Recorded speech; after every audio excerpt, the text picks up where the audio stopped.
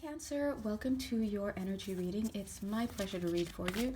I just want to make a quick note that I'm feeling very Aries energy here too. So some of you may have significant Aries placements, or I feel that I'm supposed to tell you that so that whoever needs to hear that can know this message also relates to them. But as you know, okay, all right. As you know, these readings are timeless and signless, so you need not have any particular astrological placements, whether they be Cancerian or Aries, and you don't have to be watching at the time that I'm doing this video. If it resonates for you, then chances are there are messages for you. If it doesn't resonate for you, I would invite you to take a step back and come back at a later time to see whether you can recognize the messages. Sometimes it's just a matter that it hasn't made its way into physicality enough for you to perceive of that. All right, so God is good, of course, and so are you. If you'd like to work more personally with me, you know exactly where to find me and my spirit team. You can also just click the link to my Etsy shop on whatever page you're accessing this video. All right, let's jump in and see how the cards are just building up here as I'm talking to you. I do want to let you know that what I'm picking up for you, whoever you are at this time, 1 minute 11 seconds, you are having a lot of energy building up around you and on your plate as it and sidling into your foundation at 1 minute 22 seconds. But I want to let you know that a lot of these, I'm getting 3/4 of the energy that you're picking up on, or that is making its way into your conscious mind reality, or even just being a part of your energy field, does not belong to you. So here's what we're going to do right now. We're going to shake it out a little bit. Six of Wands, victory energy. So we're going to shake it out a little bit, and by that I mean I'm going to shimmy your Christmas tree. I don't know why I said that. That's for somebody. Shimmy it out if you want to. Hold on. Just going to take 1 second. If you feel something, that's just us, don't worry. And if you don't feel anything, don't worry about it. That's still us. You just maybe can't feel it. So give me 1 second to pull that down. Ooh. Well, I feel it. Ooh. Down around the ankles and the feet and the calf muscles. Like pulling it in a spiral down, out of your energetic field. Thank you so much, God, for receiving these energies. To be healed and transmuted and then returned to their proper owners with love, right? So yeah, on this channel we don't do any of that return to sender stuff and all that. You can do that if you like, but what we do is we understand that all energies are of source, and so anytime you're doing like return to sender 10 times and all that, it's just your ego placed on top of energy that you're just releasing from your field. So what I like to do is anytime I'd like to release energy, I ask that the energy that is being released be healed and transmuted, just cleansed and cleared, and then returned to wherever it needs to be, so that it can help make the person or the situation have more of its own energy and be complete in and of itself. So it's always important to clear your energetic field and release energies, especially if you work around a lot of people. You know, if you're nurses, teachers, managers, whatever, you're just in demand in period. Or if you're in a family and you're just that person who everyone wants to go to, remember, they're just like pulling your energy, like, hey, I needed your attention, hey, I need you, and all of that at the end of each day and throughout the day as needed. You have to release energy that doesn't belong to you and call back your own energy. This is not the same as releasing people and kicking people out of your lives. All of that is so drama, right? This is just energetic management. Okay, so no drama on this channel. Energetic management, that's all it is.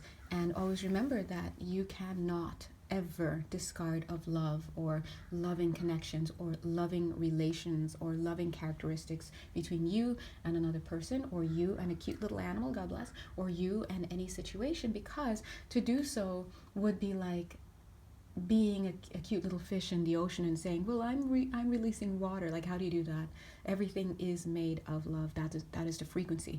All you're doing is you're releasing the disruptions and the blockages to the flow of love, and that's the toxic stuff. So I suggest that you always do cord cutting to all people, places, things, situations, and ideas, and as you do so, deprogram yourself from the false belief, 4 minutes 44 seconds, that doing so will cut cords of love or force people to leave, and that's all drama.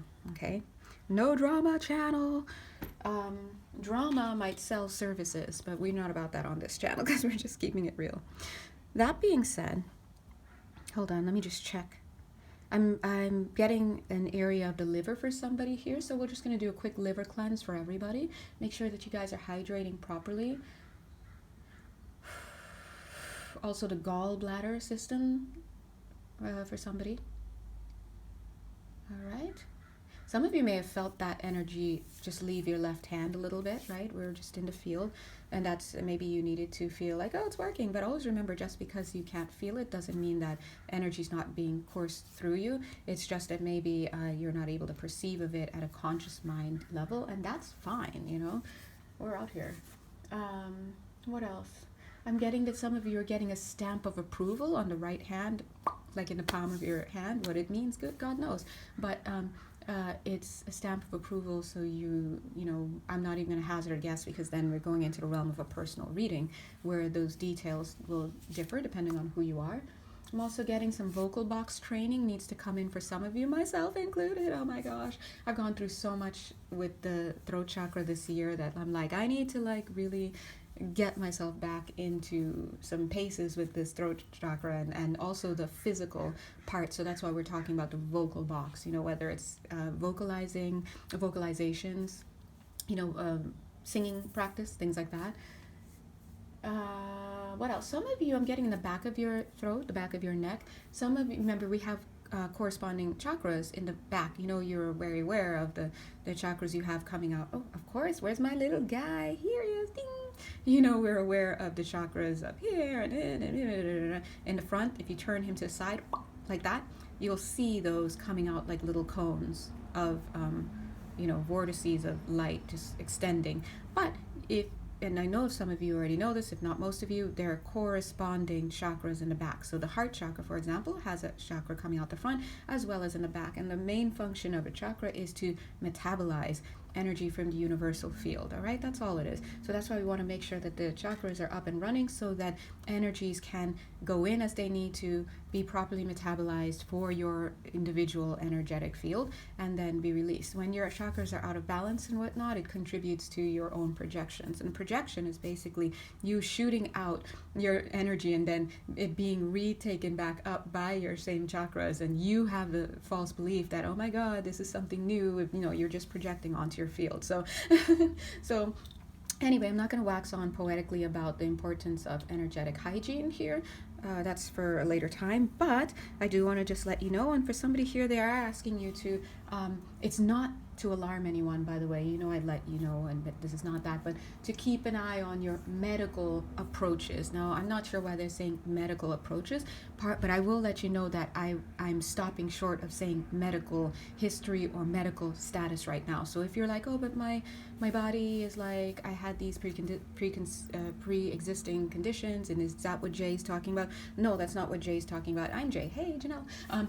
I'm saying that there's a certain approach to your medical self, like your medical, maybe your body or whatever, in your mind, your cognitive idea, your concept of your medical health.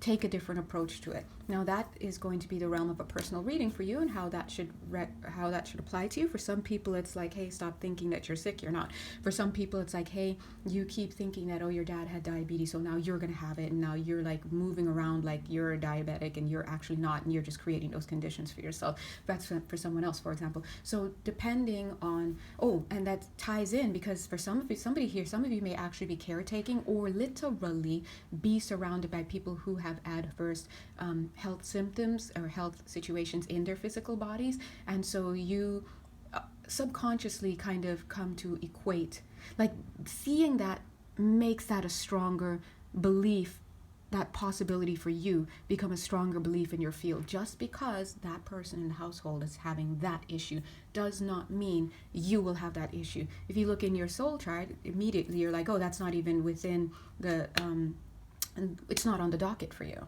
right? And then on top of that, if it is on the docket for you as a possibility, it may not even be a probability at all. But the more you keep believing yourself to have that possibility and thinking, oh, it's just a matter of time before I get that, and oh, everybody gets that, now you're making that a probability. And calling it into materialization. So it's very important to understand how energy works. Long story short, your belief is what gives way to what you experience in the physical world, because you are the maker, the experiencer, and the interpreter of your physical reality. Okay, as I always say, and if you struggle to see that connection because you turn on the news and you're like, oh, but I didn't do, then come see me and we'll chat about it, right? But until then, the best thing that you can do is to monitor your thoughts. If it's not something that you would like to have be a reality for you, don't even focus on it. Don't focus on it. I don't care what you see in your bank account. Don't focus on it, because that's like looking at a dead piece of meat on a plate and then thinking, oh, I would love to have a live animal. I'll never have a pet. Yeah, what do the two have to do with anything? If you want to have a pet, you deal with the live energies. It's not the lamb you just got from the store. Two different things. So why I'm saying that is anything you see in the physical, including this video, has already come to pass in the non-physical. The physical space is not the 3D level of frequency. Physical space, especially if you can see it, taste it, all that, it is 11 minutes 11 seconds, not a space of creation. It cannot be. The physical level is never a space of creation, and the body is physical. It's never the level of creation.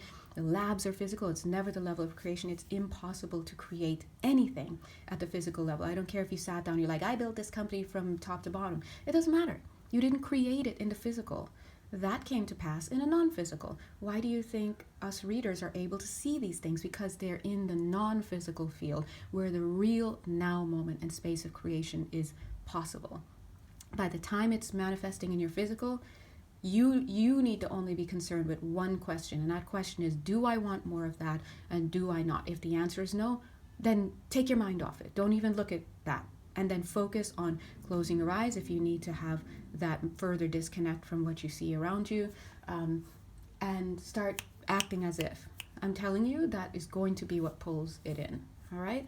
And then once you're pulling in this new reality for yourself, you understand that you're surrounded by the physicality of the old stuff. And so you don't care. As far as you're concerned, I've turned my eyes off of this. I don't believe anything I see anymore because it's dead meat. It doesn't matter. It's like hair. The hair is already grown out of your scalp. Then it's just dead. It's so dead you can run a curling iron through it and not want to howl in pain, right? If you want to change the quality and the health of your hair, what do? You do internal stuff. You take your vitamins, you do your topical stuff to get into the body. But no one's going to be out here saying, oh, well, if I just rub this oil through my hair, yes, it'll make your hair look better, but we're not out here thinking that's actually doing anything but arresting topical stuff in the follicles, the shaft and all of that. Oh, it looks shiny because you put oil. No one's out here saying, oh, I just have healthy hair now because I sheened up. Don't buy into the marketing if any shampoo people say that and all of that. It's always going to be an inside job, and that's the same with energy. So this message is coming through very clear for you guys today. I didn't even get to the cards, right? And he's like, yeah, let's get to it. Okay, let's go. Life experience, a significant life event, a powerful revelation that leads to change. Time to spread your wings, right? So we're out here right now. That's how you live life. You navigate this planet. You don't spend time in the physical. You don't like something, feel the feelings, close your eyes, and start focusing on what it is that you do want. Otherwise, you're just getting lost in the sauce, and the sauce is already made. Why are we getting lost in the sauce? So no more crying over your bank account, crying over the man who's not in your bed or the man who is in your bed, crying over your nail beds because they're not looking cute according to you, all whatever, the medical reports, all that. Those are physical things. If you want to change anything, close your eyeballs, get into your space of creation, which is purely non-physical. Close your ears to all the people. If you want to get rid of everyone and just come see me, and I'll be like, listen, don't tell anyone about this thing you're creating, 14 minutes, 14 seconds. As far as we're concerned, you're the only person that knows about it, and I'm the only person that knows about it. And when we talk about it, don't come to me with any of that false stuff like, oh, but what if? Because I'm just going to tell you, now I'm going to close my eyes to you because you've just stepped outside of the seed of creation. It's very black and white. And the thing that sets masters, manifesting masters apart from the novices is that novices do not know how to detach, all right? They do not know how to turn off, mute, the outside world that they see. And so if that's something that you'd like to start becoming better at, now's the chance to do it. God bless you. Mwah. All right, you know where to find me. Until then, keep up the great work. Bye.